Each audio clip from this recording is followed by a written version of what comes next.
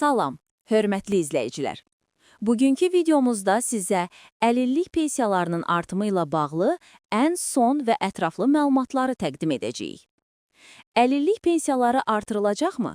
Artırılacaqsa, hansı tarixdən və nə qədər artım olacaq? Bu suallara cavab axtaran bir çox vətəndaş var və biz bunu sizə aydın şəkildə izah edəcəyik.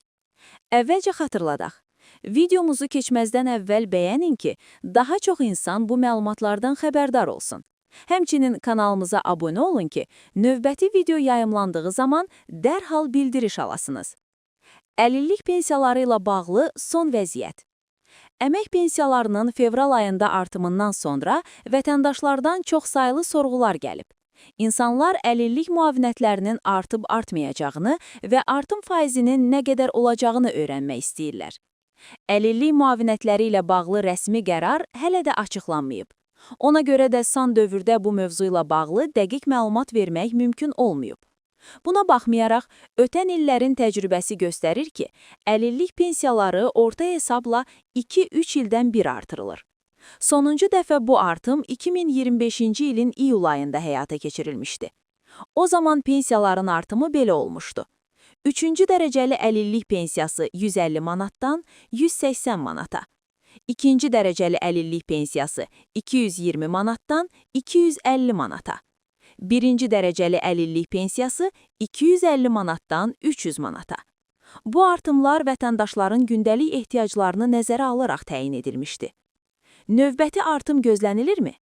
Hazırda müzakirə olunan məlumatlara görə 2026-cı ilin aprel ayında əlillik pensiyalarında yenidən artım ola bilər. Təxmini rəqəmlər belə göstərilir. 3-cü dərəcəli əlillik pensiyası 220 manata, 2-ci dərəcəli əlillik pensiyası 300 manata, 1-ci dərəcəli əlillik pensiyası 350 manata. Qeyd edək ki, rəsmi qərar hələ yoxdur, amma sosial müavinətlərin azlığı və vətəndaşların gündəlik ehtiyacları nəzərə alınaraq bu artımın müzakirəsi aparılır.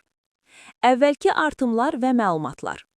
Fevral ayında əmək pensiyalarının 9,3% indeksləşdirilməsi ilə artımı həyata keçirilmişdi. Bu artım həm əmək pensiyalarına, həm də ailə başsızmış itirən şəxslərə verilən pensiyalara aid idi. Lakin əlillik müavinətlərində həmin vaxt artım olmamışdı. Çünki sonuncu artım 2025-ci ilin iyul ayında edilmişdi.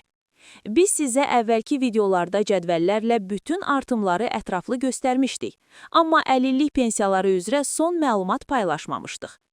Növbəti videolar.